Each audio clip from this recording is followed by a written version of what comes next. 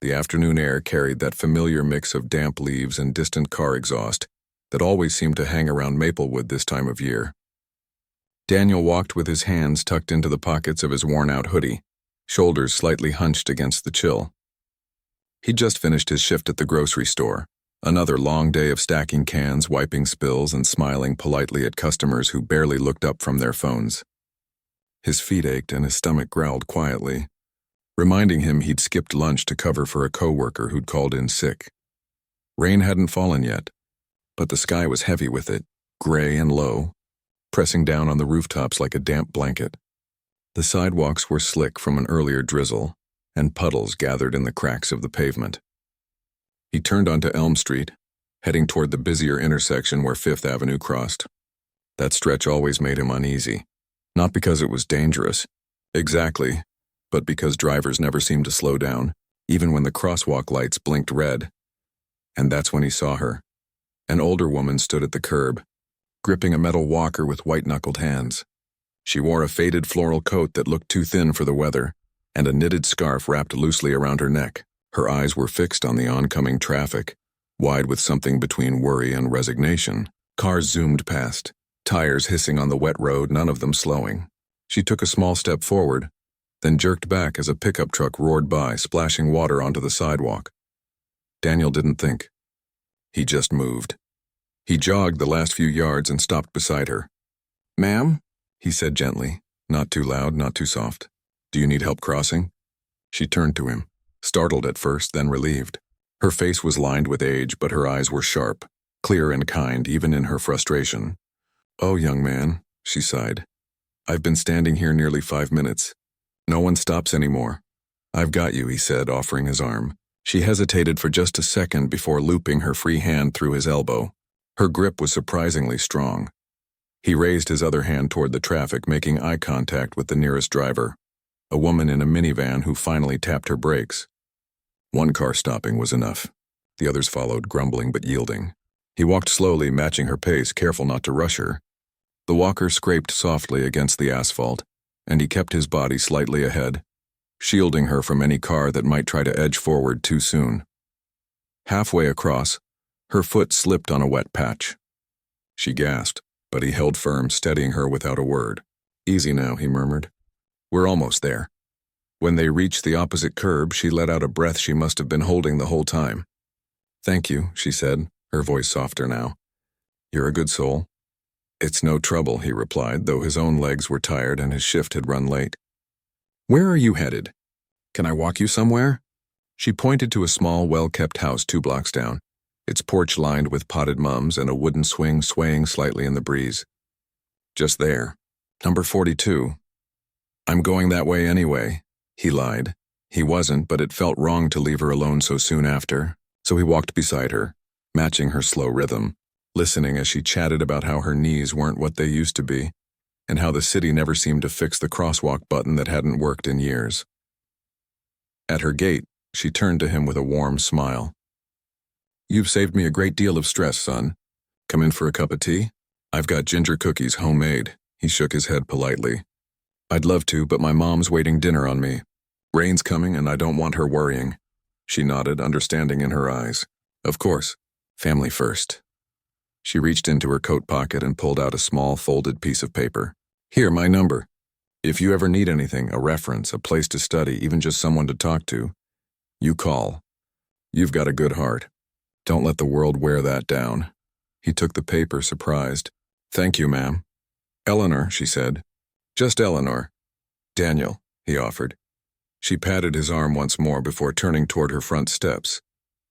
He watched her go, the walker tapping softly against the concrete, until she disappeared inside and the porch light clicked on. He tucked the slip of paper into his wallet, more out of respect than expectation, and turned for home. The first drops of rain began to fall as he walked, cool and quiet against his face. He didn't think much of what had happened. It was just helping someone cross the street. Nothing special. People did it all the time, or at least they should. Back in his neighborhood, the buildings grew older, the lawns smaller. His apartment was on the second floor of a 3-story brick building with peeling paint and a flickering hallway light that the landlord kept promising to fix. He climbed the stairs slowly, his sneakers squeaking on the damp steps. Inside, the smell of simmering beans and garlic greeted him. His mom stood at the stove, stirring a pot with one hand while balancing a phone between her ear and shoulder, talking to a patient's family member in that calm, reassuring voice she always used on the job. She worked as a home health aide, often 12-hour days, moving from one elderly client to the next, changing bandages, making meals, holding hands when someone was scared or lonely. She hung up as he came in. "There you are. I was about to send out a search party." She wiped her hands on her apron and gave him a quick hug. "How was work?" "Same as always," he said, shrugging off his hoodie. "Mr. Henderson yelled at me because we were out of his favorite brand of pickles." She laughed, a tired but real laugh. "That man's been yelling about pickles since I was a girl. Don't take it personal." He smiled, but his mind drifted back to Eleanor. The way she'd looked at him, not with pity, not with suspicion, just gratitude. In a world that often felt cold and rushed, that moment had felt human. He helped set the table, the two of them moving in the quiet rhythm they'd perfected over the years. Since his dad passed, since money got tight, since normal became something they had to rebuild every single day. Later, as he lay in bed with his textbook open but his eyes heavy, he thought about that intersection again, about how easy it would have been to keep walking, to tell himself someone else would help, but he hadn't. And maybe that was enough. Outside, the rain fell steadily now, washing the streets clean. Somewhere down the road, an old woman slept peacefully in her warm house, her walker by the door, a cup of tea still steaming on the counter. And Daniel? He closed his eyes, already dreaming of tomorrow's shift. His next class, the car that kept making that awful grinding noise every time he braked, he had no idea that a simple act, just stopping to help, was about to change everything. Life in Daniel's apartment wasn't loud or dramatic. It was the kind of life that moved quietly, like the hum of a refrigerator in the middle of the night. Every morning began the same way. The alarm buzzed at 5:30 a.m. He'd hit snooze once, then drag himself out of bed before his mom had to call his name from the other room. By 6:15, he was in the kitchen, making coffee strong enough to wake the dead, and packing a lunch that usually consisted of rice, beans, and whatever vegetables hadn't gone bad in the fridge. His mom was already up, of course. She'd been awake since 5, folding laundry or reviewing her schedule for the day. She worked for a home care agency, traveling from one elderly client's house to another, helping them bathe, cook, take their medicine. Some days she came home with stories about Mr. Thompson, who still wrote love letters to his late wife every Sunday, or Mrs. Gupta, who taught her how to make perfect chai. Other days she came home silent, her shoulders slumped, her feet swollen, and her worn-out shoes. Those were the days Daniel knew not to ask questions. He'd just heat up dinner and let her rest. Money was always tight. Not "we can't go on vacation" tight. More like "do we really need to run the heater today" tight. Their car, a 2008 sedan with more rust than paint, had been making a worrying grinding sound every time Daniel pressed the brake. Last week, the mechanic gave him the news. The brake system needed a full overhaul. The cost? More than half of what he made in a month. He didn't tell his mom right away. He knew she'd offer to skip her own hours or borrow from someone, and he couldn't let her do that. So he started picking up extra shifts at the grocery store, even though his community college classes were getting harder. His professors kept reminding him about deadlines, about internships, about building his future. But his future felt like a luxury he couldn't afford, not when the present demanded so much. Still, Daniel never complained. Not out loud anyway. In the neighborhood, people knew him as the kid who'd shovel snow off Mrs. Alvarez's driveway before school, or who'd stay late to help the little kids with their homework at the community center. He didn't do it for thanks. He did it because it felt right, like tying your shoes or holding the door open. Just part of being human. One evening, after a double shift, he walked home in the dark, his backpack heavy with textbooks. The streetlights flickered overhead, casting long shadows on the cracked sidewalk. As he passed the corner store, the owner waved from behind the counter. "Hey, Daniel, you want that soda I owe you?" He smiled. "Nah, keep it for next time." "You're too good, you know that?" the man called out. Daniel just shrugged and kept walking. Too good? He didn't feel that way. He felt tired. He felt like he was running in place, working harder just to stay even. But he also knew that complaining wouldn't fix the brakes, wouldn't pay the electric bill, wouldn't bring his dad back.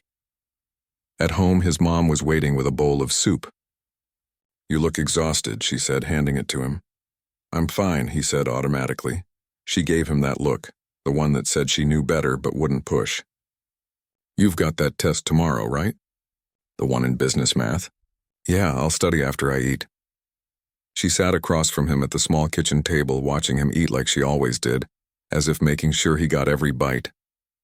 "You know," she said softly, "your father used to say that kindness is like planting seeds. You never know which one will grow." Daniel looked up. "Did he really say that?" She nodded, her eyes distant for a moment. "He did, and he lived it. That's why people still mention his name even now." Daniel thought about that. He thought about the old woman at the crosswalk, Eleanor, and how she'd looked at him like he'd done something extraordinary, when really he'd just done what anyone should do. But maybe that was the point. Maybe in a world where people rushed past each other without looking, just stopping to help was its own kind of courage. Later that night, he sat at the kitchen table with his book spread out, a single lamp casting a warm circle of light. Outside, a neighbor's dog barked, and somewhere down the street, music played from an open window. Normal sounds. Ordinary life. He opened his notebook and started working through equations, his pencil scratching softly against the paper. His eyes burned from lack of sleep, but he kept going. He had to. There was no backup plan, no safety net. Just him, his mom, and the stubborn hope that if they kept pushing forward, things would get better. Sometimes, when the silence got too heavy, he'd glance at the slip of paper tucked into his wallet, the one with Eleanor's number. He hadn't called. He didn't even know why he kept it. Maybe because it reminded him that good things could still happen, even in small ways. Maybe because it felt like proof that being decent mattered, even when no one was watching. The next morning, the car wouldn't start. He turned the key, and the engine groaned like it was in pain, then died. He tried again. Same thing. His stomach dropped. He checked the time, 6:40 a.m. His first class started at 8:30 and the bus stop was a 20-minute walk away. He could make it. If he left now, he grabbed his backpack, scribbled a note for his mom, and ran out the door. Rain had started again. Light but steady, soaking his shoes within minutes. He jogged most of the way, his lungs burning, his mind racing with everything he had to do that day. Class, work, study group, pick up groceries on the way home. By the time he reached campus, he was drenched and 10 minutes late. He slipped into the back of the lecture hall, trying not to draw attention. The professor was already deep into a lesson about financial forecasting, something Daniel knew he'd need if he ever wanted to move beyond stacking shelves and fixing broken appliances for neighbors. After class, he sat on a bench under the campus awning, eating a granola bar and reviewing his notes. A group of students walked by, laughing, dressed in clean clothes and expensive sneakers, talking about weekend plans and spring break trips. He didn't resent them. He just felt far away from them, like they were speaking a language he hadn't learned yet. That afternoon at the grocery store, his manager pulled him aside. "Listen, we've got a rush tonight. Can you stay until closing?" Daniel hesitated. He had a paper due tomorrow, but rent was due next week, and the car repair quote was still sitting in his inbox like a ghost. "Yeah," he said. "I can stay." He texted his mom to let her know, then spent the next 6 hours unloading trucks, restocking shelves, and helping customers find things they couldn't pronounce. By the time he clocked out, his feet felt like bricks and his head throbbed from lack of food. Walking home again under the same flickering streetlights, he passed the intersection where he'd helped Eleanor. It was empty now, quiet. He paused for just a second, remembering how small that moment had felt, and how big it had seemed to her. He didn't know it yet, but that moment was already rippling outward like a stone dropped in still water, and soon it would reach him again in a way he never imagined. But for now, he just kept walking, one tired step at a time, carrying the weight of his world on his shoulders, unaware that help was already on its way. 3 days had passed since Daniel helped the older woman cross the street, and life had settled back into its usual rhythm. Early mornings, long shifts, late night studying, and the constant hum of worry about money, school, and that stubborn car that still wouldn't start. He'd managed to borrow a neighbor's bike to get to class, but it was raining again, and pedaling through puddles in dress pants wasn't exactly ideal. Still, he made it work. He always did. That Thursday afternoon, he was sitting on the front steps of his apartment building trying to dry his shoes after another soaked walk home. The sky had cleared for a few hours, and the weak sun felt good on his face. He was halfway through a peanut butter sandwich when he heard it, the low, smooth purr of an engine that didn't belong in this part of town. He looked up, a black car, sleek, shiny, the kind you usually only saw in movies or parked outside fancy hotels, rolled slowly down the street and came to a stop right in front of his building. It wasn't just expensive looking. It looked like it had never seen a pothole in its life. The windows were tinted, the tires spotless.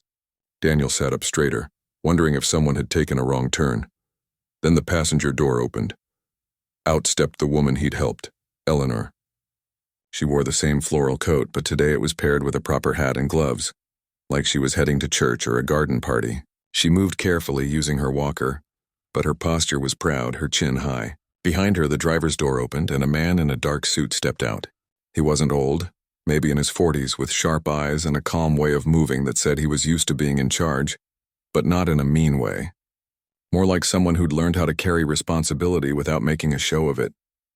Daniel stood up, brushing crumbs off his jeans. His heart thumped a little faster. Was this about him? Had something happened? He hadn't done anything wrong, had he? Eleanor spotted him right away and smiled. "There you are," she called, her voice warm despite the cool air. He walked down the steps slowly, unsure. "Mrs. Whitmore? Is everything okay?" "Everything's more than okay," she said, her eyes twinkling. "This young man," she nodded toward the man in the suit, "is my grandson. He insisted on meeting you himself." The man stepped forward and extended a hand. "Thank you for helping my grandmother the other day." Daniel shook it, still confused. "It was nothing, really. Anyone would have done it." "That's just it," the man said gently. "Not everyone does." Eleanor patted Daniel's arm. "I told him how you didn't even hesitate. How you walked me all the way home even though you were tired. How you turned down tea because your mother was waiting." Daniel felt his face warm. He hadn't thought anyone would remember, let alone make a big deal out of it. They stood there for a moment, the three of them, in the quiet afternoon. A neighbor walked by with a dog, giving the fancy car a curious glance before moving on. Finally, the man spoke again. "My grandmother doesn't ask for help often. She's proud, independent, but that day she was stuck. And you saw her. Really saw her. Not just an old lady in the way, but a person who needed a hand." Daniel didn't know what to say, so he just nodded. "My family built a business a long time ago," the man continued. "Started with one garage, one idea, and a whole lot of hard work. Today that business is much bigger, but we never forgot where we came from, or the kind of people who make a community worth living in." He paused, then reached into his inside jacket pocket and pulled out a simple white envelope.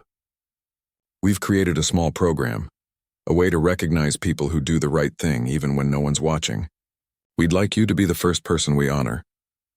Daniel stared at the envelope like it might burn his hands. I don't understand." "It's not a loan," the man said quickly, sensing his hesitation. "It's a gift. No strings, just support for someone who's already giving so much." Eleanor stepped closer.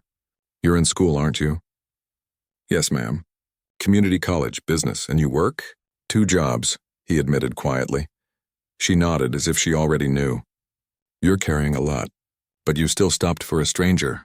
That tells us everything we need to know." The man handed him the envelope. "Inside, you'll find details about a grant.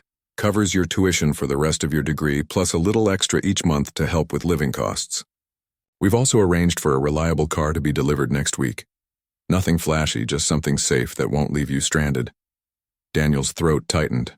He looked from Eleanor to her grandson, then down at the envelope in his hands. It felt unreal, like something out of a dream he'd had after too many late nights and not enough food. "But why me?" he finally asked, voice barely above a whisper. "Because kindness like yours is rare," the man said, "and it shouldn't go unnoticed." Eleanor squeezed his arm again. "You reminded me of my husband. He used to say the world doesn't need more clever people, it needs more kind ones." Daniel blinked hard, trying to keep his composure. He thought of his mom working double shifts, of the stack of bills on the kitchen counter, of the nights he'd stayed up wondering if he'd ever catch a break, and now, this. "I don't know what to say," he managed. "You don't have to say anything," the man replied. "Just keep being you. They talked a little longer, about school, about his mom, about what he hoped to do after graduation. The man listened like he truly cared, not like he was just being polite. Before they left, Eleanor pressed a small wrapped package into his hands. "Open it later," she whispered with a smile. Then they got back into the car. The engine purred to life, smooth and quiet, and just like that, they were gone, leaving Daniel standing on the sidewalk, the envelope clutched in one hand, the small package in the other, rain clouds gathering again in the distance. He walked upstairs in a daze. When he opened the door, his mom was folding laundry in the living room. She took one look at his face and froze. "Daniel, what happened?" He couldn't speak at first. He just handed her the envelope. She read it slowly, her hands trembling slightly. Then she looked up at him, tears in her eyes. "Is this real?" He nodded, finally letting himself believe it too. She pulled him into a hug so tight it hurt, but in the best way. "Your father would be so proud of you," she whispered. Later that night, after they'd read every word of the letter 3 times and called the number to confirm it wasn't a mistake, Daniel sat on his bed and opened Eleanor's little package. Inside was a handwritten note and a small brass keychain shaped like a compass. The note read, "True north isn't a place. It's a choice. You've already found yours." He held the compass in his palm, the metal cool against his skin. Outside, the first drops of rain began to fall again, but this time it didn't feel heavy. It felt like a fresh start.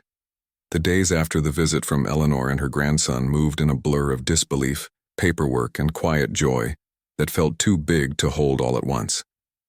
Daniel kept waiting for the other shoe to drop, for someone to call and say, "Sorry, we made a mistake," or for the whole thing to vanish like a dream when he woke up.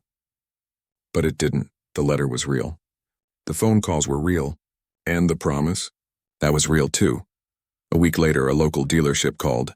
They had a car ready for him. Brand new, silver, with low mileage, and a warranty that stretched farther than Daniel had ever imagined.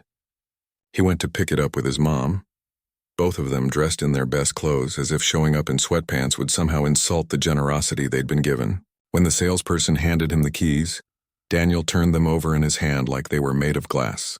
He opened the driver's door, slid inside, and just sat there for a full minute, breathing in the new car smell, running his fingers over the smooth steering wheel. No grinding brakes, no dashboard lights blinking warnings, just quiet, reliable power waiting to take him wherever he needed to go. His mom stood outside, arms crossed, tears glistening in her eyes. "You deserve this," she said softly when he stepped back out. "You've earned it 100 times over." But the biggest surprise came a few days after that. The man in the suit, the grandson, called again. This time he didn't just offer support. He offered opportunity. "There's a summer internship opening at our innovation lab," he said over the phone. "It's for students interested in business strategy and community-focused projects. We'd like you to apply." Daniel's stomach flipped. "Me? But I haven't even finished my associate's degree yet." "You've got something textbooks can't teach," the man replied. "You understand people. That's the heart of good business." The application was simple, just a short essay and a copy of his transcripts. Daniel stayed up late writing, not about big dreams or fancy goals, but about what he'd learned working 2 jobs while going to school. How to listen, how to solve problems with limited resources, how to show up even when you're exhausted. He wrote about his mom, about his neighborhood, about why helping someone cross the street wasn't just kindness, it was connection. 2 days later, he got the email. "Congratulations. You've been accepted." He read it 3 times before showing his mom. She cried again, happy tears this time, and hugged him so tight he couldn't breathe. "This is it," she whispered. "This is your door opening." Preparations began quietly. He bought a decent pair of dress shoes with part of his first stipend payment. The monthly support from the grant had already started arriving, like clockwork, easing the constant knot of worry in his chest. For the first time in years, they didn't have to choose between groceries and the electric bill. His mom even took a half-day off work, something she hadn't done in months, just to help him pick out a simple blazer. The morning of his first day at the lab, he woke before dawn. Not because he had to, but because he couldn't sleep.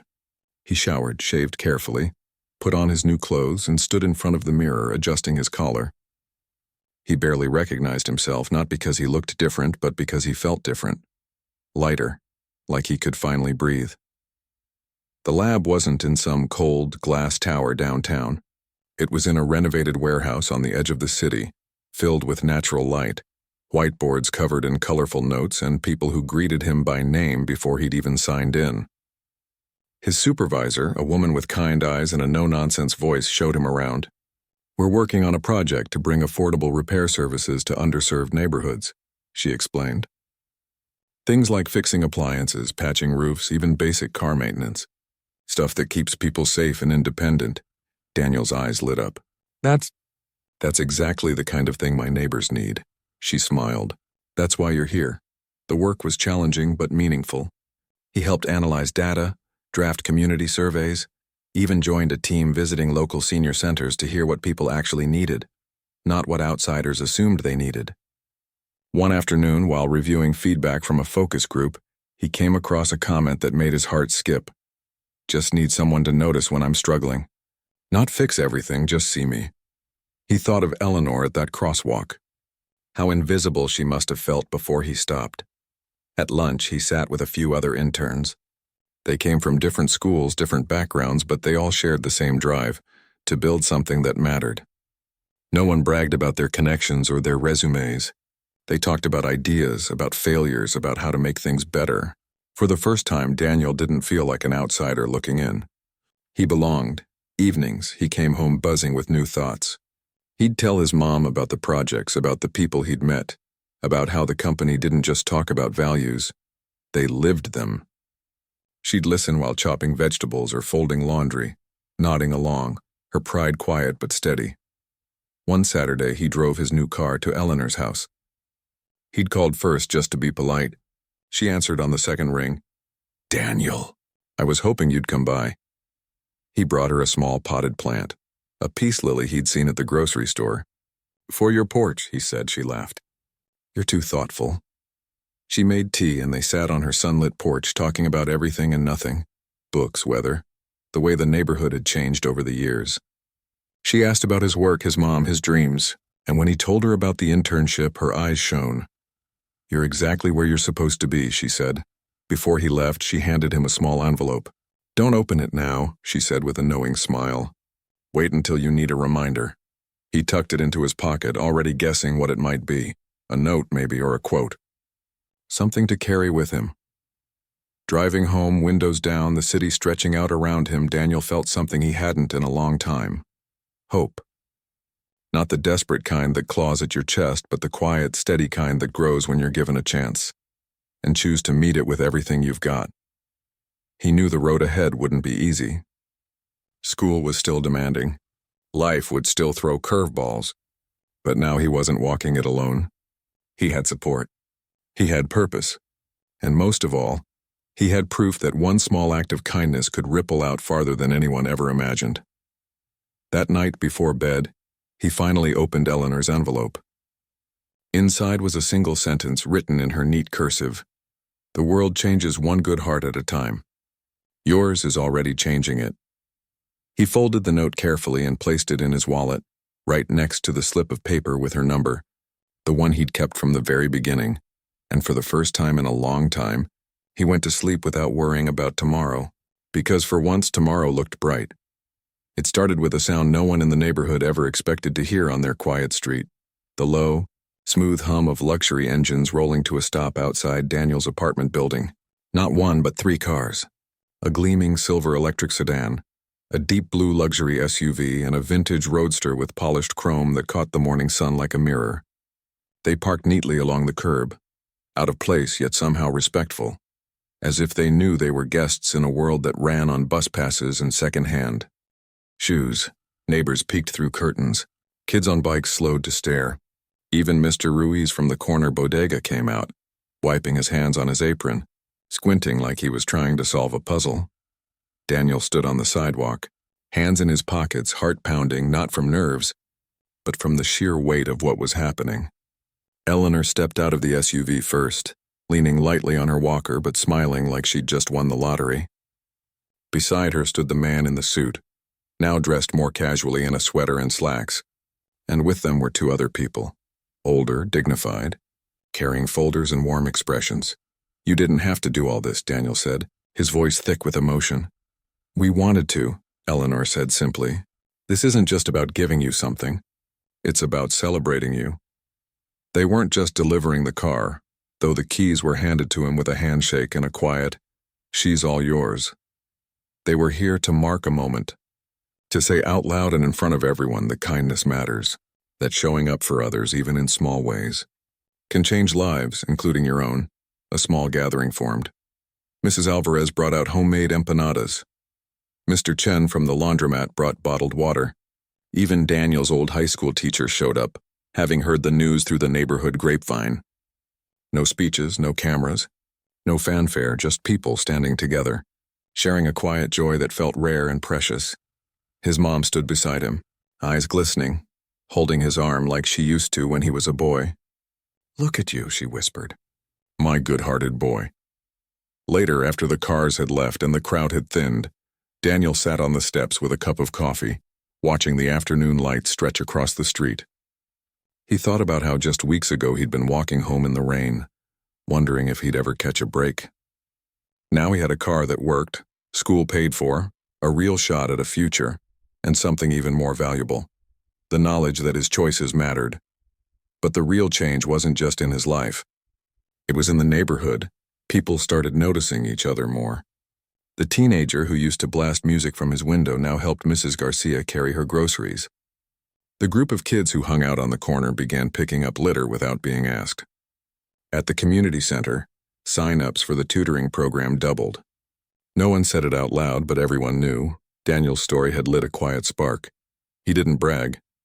He didn't act like he was special. If anything, he became even more humble.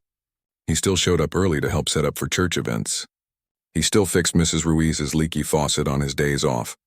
And every Sunday without fail, he drove to Eleanor's house for tea.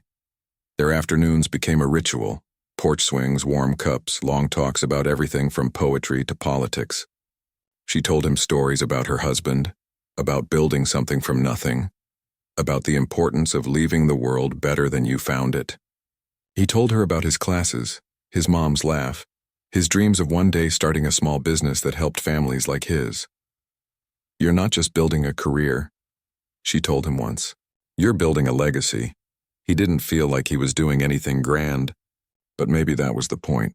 Maybe legacy wasn't about headlines or big gestures. Maybe it was about showing up again and again with your heart open. As the weeks turned into months, Daniel settled into his new rhythm. School felt less like a burden and more like a path. The internship turned into a part-time role during the semester, and the company made it clear they wanted him to stay after graduation. But what surprised him most wasn't the job offer. It was how he saw the world now. He noticed things he used to walk past: the woman struggling with a stroller on the bus steps, the elderly man squinting at a bus schedule, the single mom juggling bags and a crying toddler. And now, without thinking, he stopped. He helped. Not because he expected anything back, but because he knew how much it could mean. One rainy afternoon, he saw a young guy, maybe 19 or 20, hesitating at the same intersection where he'd met Eleanor. An older woman stood there, umbrella trembling in the wind, cars speeding by. Without a second thought, the young man jogged over and offered his arm. Daniel watched from his car, parked a few yards away. He didn't honk or wave. He just smiled, started the engine, and drove on. That night over dinner, his mom said, "You've changed, you know." He looked up from his plate. "Have I?" "Not in a bad way," she said quickly. "You've always been kind, but now, you carry yourself like you believe you deserve good things." He thought about that. Maybe she was right. For so long, he'd thought kindness was something you gave away, like spare change. But Eleanor and her family had shown him it wasn't given away at all. It was planted. And sometimes, if you're lucky, it grows right back to you. The story never made the news. There were no viral videos or talk show appearances. But in Maplewood, people remembered. They told their kids, "Be like Daniel." Not because he got fancy cars or money, but because he never let hardship harden his heart. Years later, when he opened his own small consulting firm focused on helping local businesses serve their communities better, he named the conference room the Crosswalk. On the wall, he hung a simple framed quote, Eleanor's words, "True North isn't a place, it's a choice." And every morning, before his team arrived, he'd make a cup of tea, Sit in that room for a quiet minute and remember a rainy afternoon, a shaky walker, and the moment he chose to stop. Because in the end, that's all it took, one person, one choice. One act of seeing someone when the world looked away. And from that single moment, everything grew.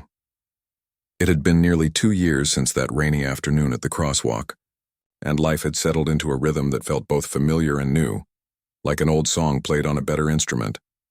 Daniel was in his final semester of college, working part-time at the Innovation Lab and still driving the same silver car, now with a few scratches from parallel parking and a coffee stain on the passenger seat.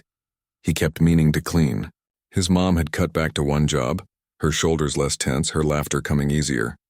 And every Sunday, without fail, he still visited Eleanor. But something had shifted lately, not in a dramatic way, but in the quiet spaces between words. Eleanor moved slower now. Her hands trembled a little when she poured tea. She'd started forgetting small things like where she left her reading glasses or the name of the mail carrier she'd known for 20 years. Daniel noticed, but never mentioned it. Instead, he'd gently place the sugar bowl within her reach or read the newspaper headlines aloud when her eyes got tired. One Sunday, as autumn leaves swirled across her porch, she handed him a thick envelope sealed with red wax. "This is for when I'm gone," she said, her voice steady but soft. "Don't open it now. Just know it's there," he didn't argue. He just held her hand and said, "You're not going anywhere yet." She smiled. "Maybe not today, but life doesn't wait, Daniel. And neither should you." A few weeks later, on a Tuesday morning just after sunrise, Eleanor passed away peacefully in her sleep. The news came in a phone call from her grandson, calm, grateful, and full of quiet sorrow. There was no emergency, no pain, just a long life, well-lived, ending gently like a candle burning down to its last glow. The funeral was small, just as she'd wanted. Family, a few old friends, and Daniel. He stood near the back, not because he didn't belong, but because he wanted to honor the space for those who'd known her longest. Yet when the service ended, her grandson found him and pulled him into a hug. "She talked about you all the time," he said. "Said you reminded her that goodness still walks the earth." Afterward, Daniel went home and opened the envelope. Inside was a letter and a key. The letter was short, written in her careful script. "Dear Daniel, if you're reading this, I've gone ahead to meet my Robert. Don't be sad. We had a good run. The key is to the safe deposit box at First National. Inside you'll find something I've been saving for someone who understands that kindness is the truest form of wealth. Use it to keep building what you've started, and never stop seeing people. With all my love, Eleanor." The next day, he went to the bank. The box was small, lined with velvet. Inside sat a single document, a deed to a modest storefront on the edge of Maplewood, the one that had been vacant for years, its windows dusty, its sign long gone. Tucked beneath it was a check, enough to cover renovations, permits, and 6 months of operating costs. No conditions, no expectations, just trust. He stood in the empty space a week later, sunlight streaming through grimy windows, dust motes dancing in the air. The walls were bare, the floor creaked, but he could already see it, a community hub. A place where neighbors could learn basic car repair, get help with resumes, take free financial literacy classes, or just sit with a cup of coffee and someone who'd listen. He'd call it the Crosswalk Center, not after the street, but after the moment that changed everything. His mom came by that evening, arms crossed, surveying the empty room. "You're really going to do this?" "I have to," he said. "It's not mine. It's hers, and it's for everyone who's ever felt invisible." Renovations began slowly. He used weekends and evenings, often working alone, sanding floors, painting walls, installing shelves. But word got out. The teenager who'd once helped the woman with the stroller showed up with tools. Mrs. Alvarez brought lunch for the crew. Even the guy from the corner store donated paint. No one asked for credit. They just showed up, because Daniel had shown them what was possible.